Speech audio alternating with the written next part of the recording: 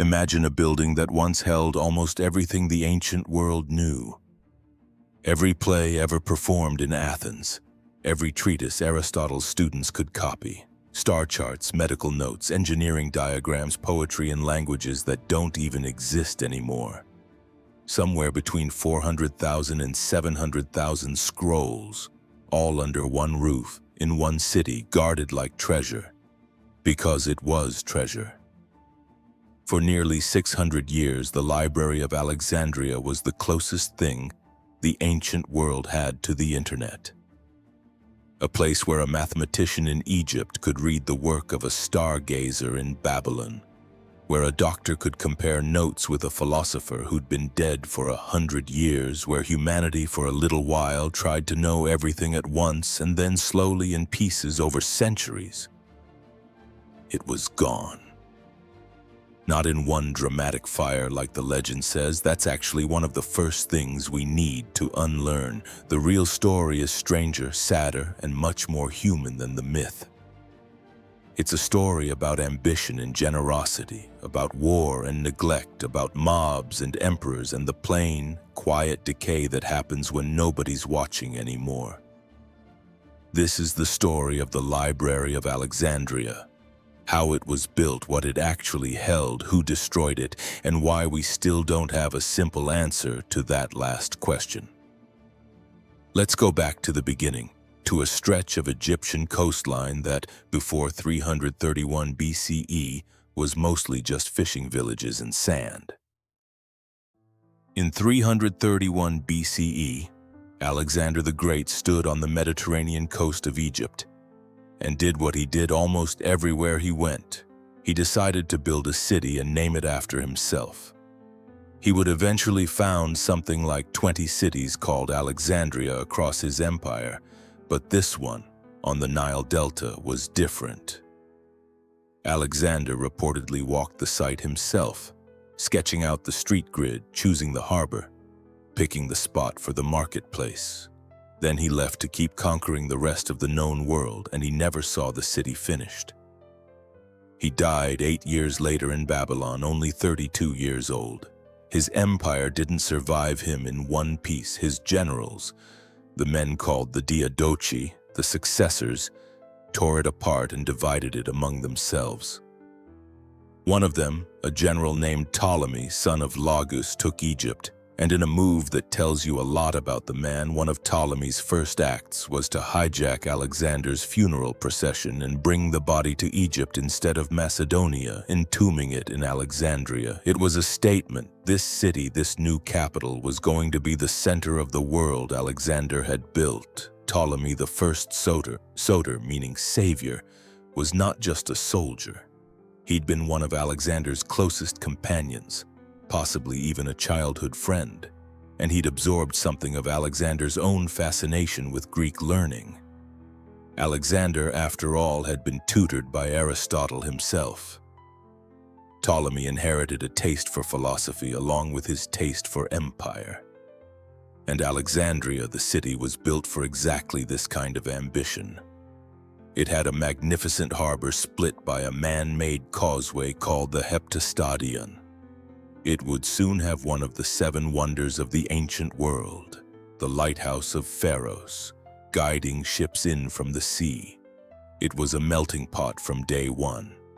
Greek settlers, Egyptian priests and craftsmen, a large and influential Jewish community, merchants from across the Mediterranean and the Near East, all packed into a planned, gridded city that looked nothing like the older, winding streets of Athens. Ptolemy wanted this new city to be more than rich. He wanted it to be the smartest city on earth, and to do that he needed more than gold and grain. He needed books, he needed thinkers, he needed, in short, a machine for producing knowledge. And that machine would come to be called the Mouseion, the Shrine of the Muses. We know it today by its Latinized name, the Museum. The idea for the library likely didn't come from Ptolemy alone.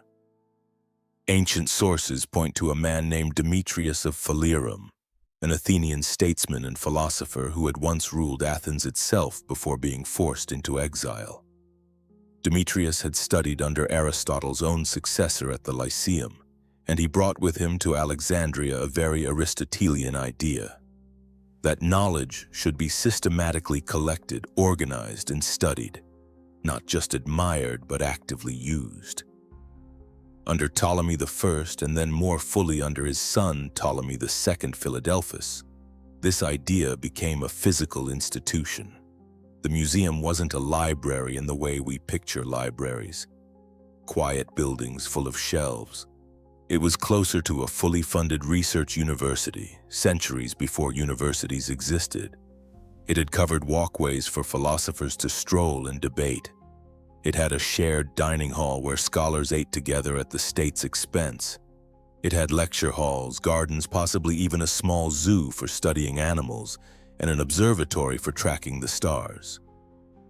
Scholars who were invited to live and work there received salaries, housing, and freedom from taxes, all paid for by the Ptolemaic treasury. It was essentially the ancient world's most generous research grant, and it came with unlimited funding from a kingdom built on the richest farmland in the Mediterranean, the Nile floodplain. The library itself was the beating heart of this museum complex, the collection of scrolls that gave the researchers something to research. And the Ptolemies, it turns out, were not shy or gentle about building that collection. They were frankly ruthless. There's a famous story, and probably exaggerated, but it captures the spirit of the place, that Ptolemy III wrote to the rulers of nearly every kingdom in the known world, asking to borrow their books so Alexandria's scribes could copy them. When Athens reluctantly agreed to lend the city's officials state-owned copies of the great tragedians, Aeschylus, Sophocles, Euripides, Ptolemy III supposedly paid an enormous security deposit for the privilege. And then he simply kept the originals, sent copies back to Athens instead, and forfeited the deposit. Athens got its money. Alexandria got the real thing. Then there's the harbor policy. Alexandria's port was one of the busiest in the Mediterranean, and according to ancient writers, every ship that docked there was searched, not for weapons or contraband, but for books. If a ship was found carrying scrolls, those scrolls were confiscated, copied by library scribes, and only the copies were returned to the original owner. The library kept the originals. These seized texts were even given their own designation in the catalog, books of the ships. Whether every detail of these stories is literally true is debated by historians, but the underlying reality isn't in question. The Ptolemies were waging what amounted to an intellectual arms race, and they were willing to bend the rules of politeness, ownership, and international diplomacy to win it. So how big did this collection actually get? Ancient sources give wildly different numbers, and this is one of those places where we have to be honest about the limits of what we know. The writer Aulus Gellius, writing centuries later, claimed the library held around 700,000 scrolls at its height. Other ancient sources suggest smaller numbers, some closer to 400,000, others describing two separate collections. A mother library inside the museum complex itself, and a smaller daughter library housed at the Serapeum, a temple dedicated to the god Serapis, elsewhere in the city. Modern historians generally treat the largest numbers with some skepticism. Ancient writers loved a big, impressive round number, and there was no reliable census taking for scroll counts. But even the more conservative modern estimates put the collection somewhere in the hundreds of thousands of scrolls, and that alone is staggering. Remember, a single scroll usually held far less text than a modern book, often just one book of a longer work like one chapter of Homer's Iliad. So the sheer physical bulk of copying, storing, and maintaining that many scrolls in a climate that wasn't always kind to papyrus was a genuine logistical achievement. And it wasn't just Greek philosophy. The library's ambitions were explicitly cross-cultural. Under Ptolemy II, Jewish scholars were reportedly commissioned to translate the Hebrew scriptures into Greek, the origin of what we now call the Septuagint, still one of the most important texts in the history of both Judaism and Christianity. Egyptian priestly knowledge, Babylonian astronomy, Persian records, the library's scribes and scholars actively sought out and translated texts from far beyond the Greek world. This wasn't a monument to one culture's greatness. It was, at least in ambition, an attempt to gather all human knowledge in one place, regardless of where it came from.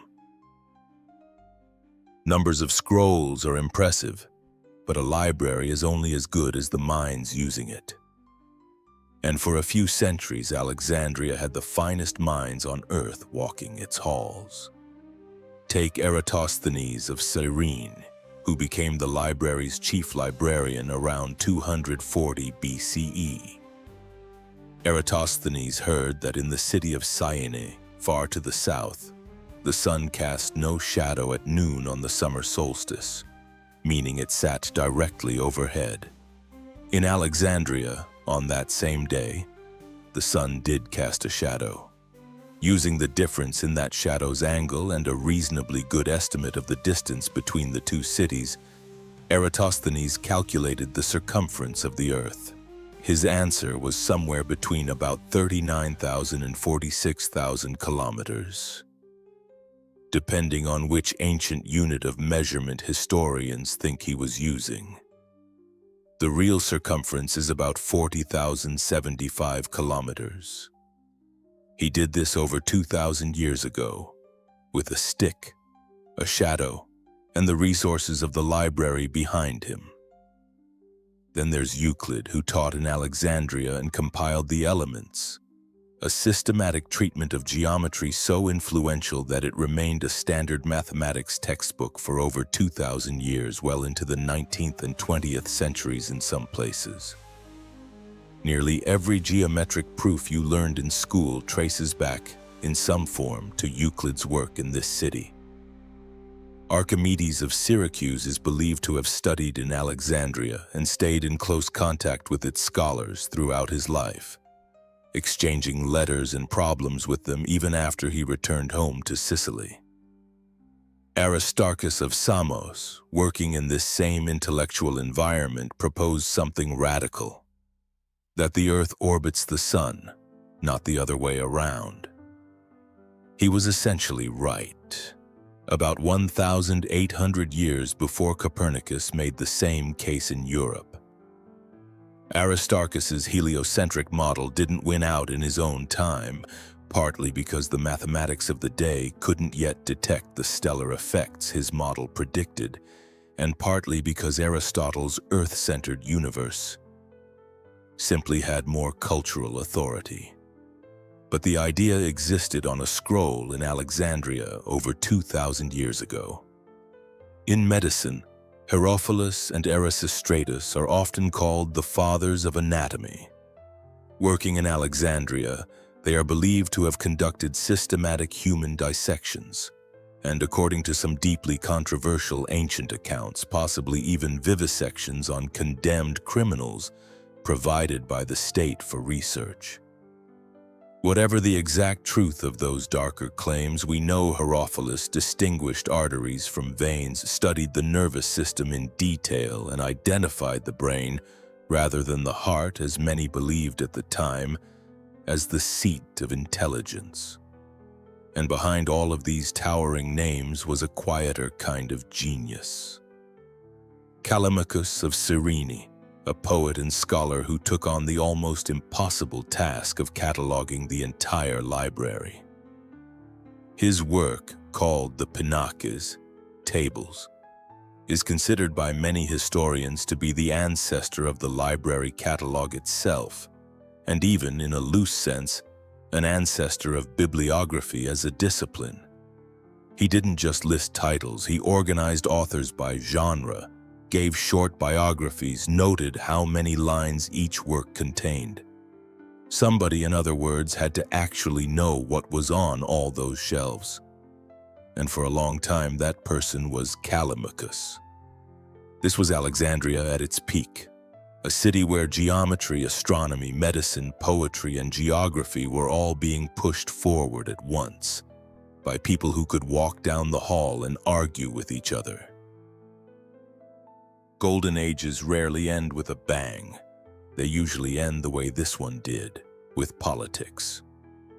In 145 BCE, a succession crisis hit the Ptolemaic dynasty. Ptolemy VIII Physcon seized the throne and, in the purge that followed, turned violently against the Greek intellectual elite of Alexandria, including many scholars connected to the library and museum. According to the ancient geographer and historian Strabo and other sources, a significant number of scholars fled the city entirely, scattering across the Mediterranean world, carrying their training and their ideas with them to places like Rhodes, Pergamon, and Athens. This is worth sitting with for a moment because it's the opposite of the dramatic fire everyone imagines when they think about the library's destruction. This was a brain drain, a slow bleeding out of talent caused not by an invading army but by a paranoid king protecting his own power.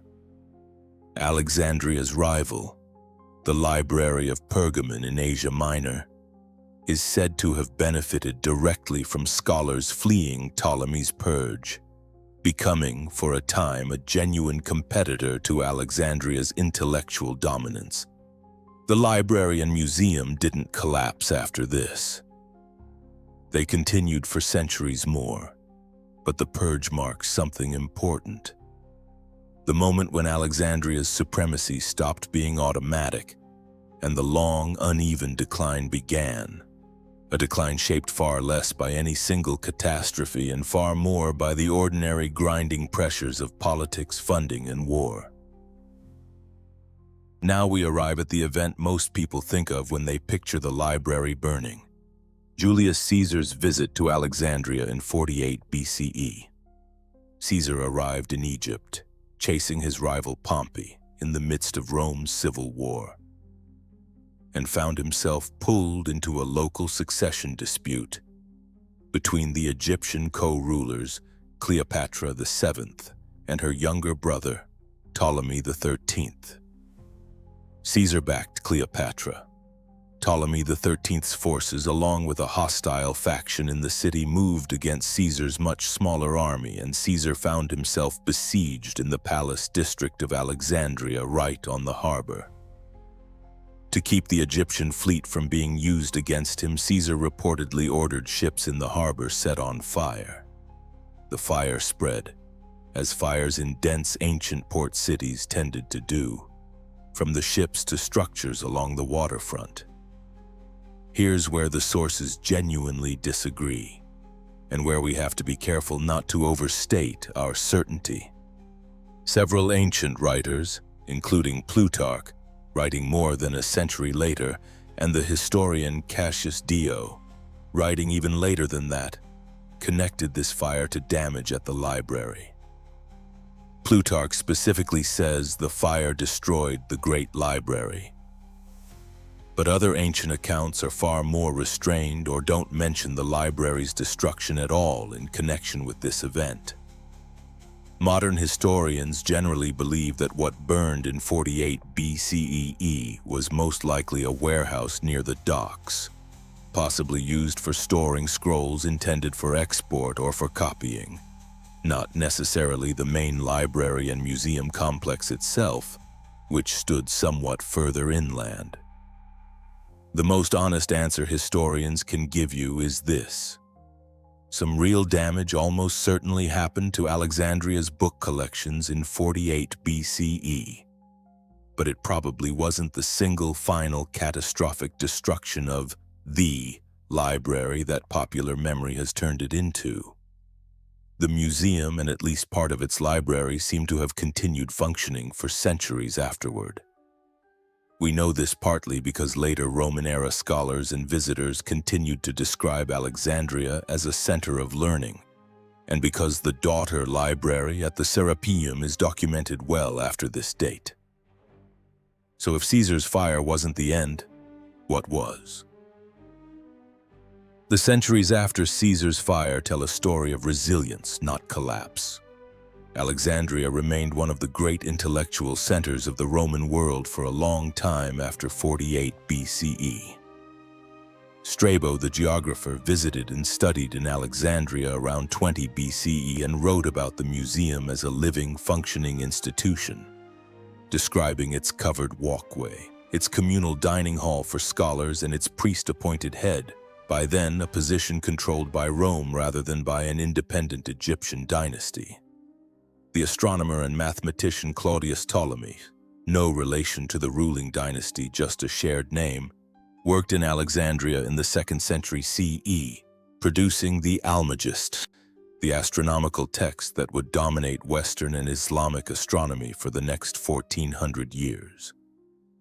Along with his hugely influential geography, the daughter library at the Serapeum, the great temple to the god Serapis built under the Ptolemies, is repeatedly mentioned by later writers as a functioning collection well into the Roman imperial period. Some ancient sources even claim that Mark Antony, decades after Caesar's fire, gave Cleopatra a gift of 200,000 scrolls from the rival Library of Pergamon to help replenish Alexandria's collection, a claim historians treat with some caution, since it comes from a single later source, but one that at least reflects a memory that Alexandria's book culture was seen as worth rebuilding, not abandoned. There were other blows along the way. In 270 CE, the Roman empress in revolt Zenobia of Palmyra seized Egypt, and the Roman emperor Aurelian fought to take it back. The fighting damaged large parts of the city, including likely the palace quarter where the museum stood. This is another candidate historians point to when trying to explain the library's decline. Not a single dramatic burning, but war damage layered on top of centuries of slow erosion. By this point, the trend is clear, even if the details are blurry. Alexandria's great collections were being worn down gradually, by war, by neglect, by the simple fact that maintaining hundreds of thousands of papyrus scrolls in a Mediterranean climate required constant, expensive, expert labor. Recopying decaying scrolls, protecting them from insects and damp, employing scribes and scholars to keep the whole machine running. When political stability faltered, or funding dried up, or the empire had other priorities, that maintenance became harder and harder to keep up. The clearest, best documented act of destruction against Alexandria's intellectual heritage didn't happen in 48 BCE. It happened in 391 CE, and it happened to the Serapeum. By the late 4th century, the Roman Empire had transformed. Christianity, once a persecuted minority faith, was now the empire's dominant and increasingly state-enforced religion. The Emperor Theodosius I issued edicts banning pagan worship across the empire. In Alexandria, tensions between the city's Christian population and its remaining pagan community, including philosophers and scholars still attached to the old temple-based intellectual culture, boiled over into open violence.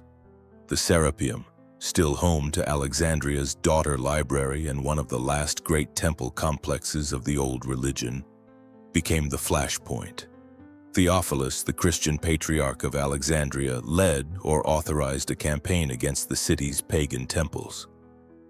In 391 CE, following clashes between pagans and Christians, a mob, with the backing of imperial authority, stormed and destroyed the Serapeum. The great statue of Serapis inside was smashed. The temple complex, and whatever remained of its library by that point, was demolished or converted to other uses. We don't have a detailed ancient inventory telling us exactly how many scrolls were lost in 391 CE, or how much of the original collection even remained there by that point after centuries of decline. But this event is the best documented, least disputed act of deliberate destruction connected to Alexandria's library tradition.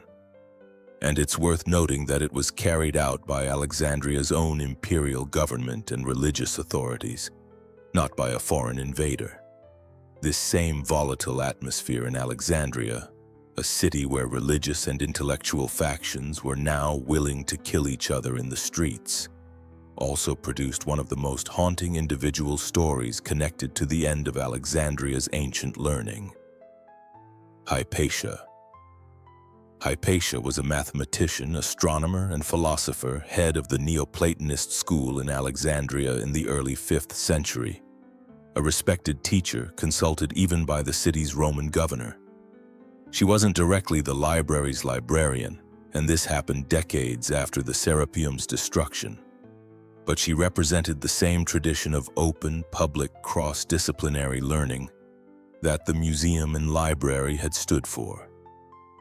In 415 CE, amid a bitter political feud between the governor and the increasingly powerful Christian patriarch Cyril, Hypatia was targeted by a mob, reportedly incited by rumors and religious tension. She was dragged from her chariot, killed, and her body mutilated, according to the ancient historian Socrates Scholasticus. Hypatia's death didn't destroy a building, but it's often remembered symbolically as marking the closing of an era, the last visible chapter in Alexandria's long story as the ancient world's undisputed capital of open inquiry. There's one more destruction story you've probably heard, and it's the one most historians will ask you to be skeptical of. The story goes like this. In 642 CE, the Muslim general Amr ibn al-As conquered Alexandria. He supposedly wrote to the Caliph Umar, asking what to do with the city's great library. And Umar allegedly replied with a chilling line. If the books agreed with the Quran, they were unnecessary. If they disagreed with it, they were dangerous. So burn them. The story claims the scrolls were used as fuel to heat the city's bathhouses, and that it took 6 months for all of them to burn. It's a vivid, dramatic story. It is also almost certainly not true, or at the very least very poorly supported by historical evidence. This account doesn't appear in any source from anywhere near the time of the events. It first shows up in writing more than 500 years later in the work of a 13th century Syrian Christian writer named Bar-Hebraeus, who was likely drawing on hostile polemical accounts rather than reliable historical records. No earlier Arab, Christian, or Byzantine historian, writing in the centuries actually closer to 642 CE, mentions this story. And practically speaking, by 642 CE, the library as an institution in its classical form had already been in serious decline for centuries. Following the events of 391 CE and the general erosion of Alexandria's ancient intellectual infrastructure under Roman and then Byzantine rule, most historians today regard the Caliph Umar story as a legend, likely invented or exaggerated centuries later, possibly for polemical reasons connected to religious and political conflicts of the writer's own time, rather than as a factual account of what happened in 642 CE. This matters because the popular imagination has often fixated on this story, sometimes for uncomfortable reasons tied to broader stereotypes, while giving far less attention to the two destructions we actually have solid evidence for: the ambiguous but real damage during Caesar's siege in 48 BCE, and the well-documented deliberate destruction of the Serapeum by a Christian mob in 391 CE.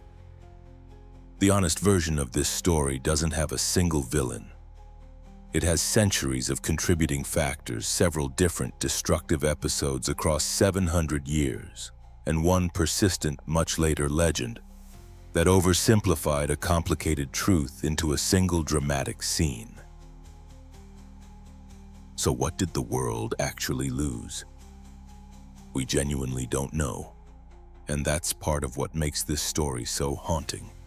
We don't have a surviving master catalog telling us exactly what sat on Alexandria's shelves. We know fragments through references, Lost plays by Aeschylus, Sophocles, and Euripides that we know existed only because other ancient writers quote a line or mention a title. Of the roughly 90 plays Sophocles is believed to have written, only 7 survive complete. Of Aeschylus's estimated 70 to 90 plays, we have 7. We know entire genres of Babylonian and Egyptian astronomical record-keeping, painstakingly translated and preserved in Alexandria, simply vanished. We know Eratosthenes wrote extensively on geography and chronology, and almost none of it survives directly. We know his ideas mainly through later writers who quoted or summarized him. It's tempting to imagine that the library held some singular, world-changing secret. A lost formula, a lost machine, some ancient technology that could have changed the course of history. That's mostly a modern fantasy, appealing but unsupported. What the library really held was something both less cinematic and, in a way, more valuable: depth. Multiple copies and versions of the same texts, allowing scholars to compare and correct errors. The complete works of great writers, not just the fragments and highlights that survived by luck through later handwritten copies. Entire schools of thought and scientific traditions preserved in enough detail to be built upon rather than reconstructed centuries later from scraps and rumors. That's the real tragedy. Not one lost secret, but an accumulated, irreplaceable depth of human knowledge and creativity chipped away gradually over roughly 7 centuries. Until what should have been a foundation for all future learning had to be, in many fields, painstakingly reconstructed from whatever scattered fragments happened to survive elsewhere. Here's the hopeful twist, though, and it's a real one. The Library of Alexandria's destruction was never total, and its influence never actually stopped. Many texts that passed through Alexandria's scriptorium had already been copied and distributed to other libraries and private collections across the Mediterranean and Near Eastern world by the time of the various destructions. Scholars who fled during the Purge of 145 BCE and in later disruptions carried both texts and, just as importantly, the methods of Alexandrian scholarship to other centers of learning, including Constantinople, Antioch, and eventually the great libraries and translation movements of the medieval Islamic world. In cities like Baghdad, where Greek scientific and philosophical texts were eagerly translated, studied, and built upon during the Islamic Golden Age.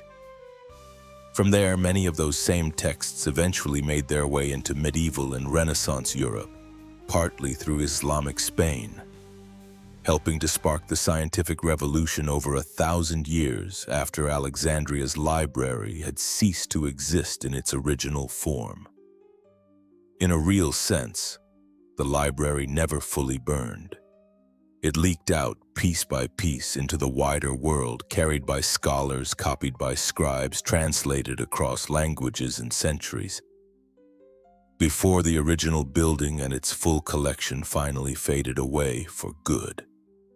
And in 2002, the city of Alexandria opened a new institution on the same stretch of Mediterranean coastline, the Bibliotheca Alexandrina, a strikingly modern library and cultural center, deliberately built as a tribute to the ancient original. It isn't a reconstruction. Nobody has any real idea what the ancient building even looked like in detail, since no clear archaeological remains of it have been definitively identified. But it stands as a symbol, a promise in the same city on the same coast that the impulse behind the original library, the belief that gathering and sharing knowledge is one of the most worthwhile things people can do together, never actually went away. So, was the Library of Alexandria destroyed in one dramatic fire by a single villain? No. And that might be the most important thing to take away from this story. It was worn away over roughly 7 centuries by a jealous king's political purge, by a Roman general's wartime fire, by a religious mob acting with imperial backing, by war, by neglect, and by the simple, unglamorous difficulty of maintaining hundreds of thousands of fragile scrolls across generations of shifting power. The single villain version is easier to tell. The real version is more honest, and honestly more human. The Library of Alexandria wasn't just a building full of scrolls, it was an idea that knowledge belongs together, that it should be shared across cultures and languages, and that a society is genuinely stronger when it invests in understanding the world, not just controlling it. That idea outlived the fires, the mobs, and the empires that came and went around it. It's the same idea, in fact, that's keeping you watching a video like this one right now, thousands of years later. Thanks so much for watching. If you enjoyed learning about the Library of Alexandria, hit that like button and subscribe for more deep dives into the history that shaped our world. See you in the next one.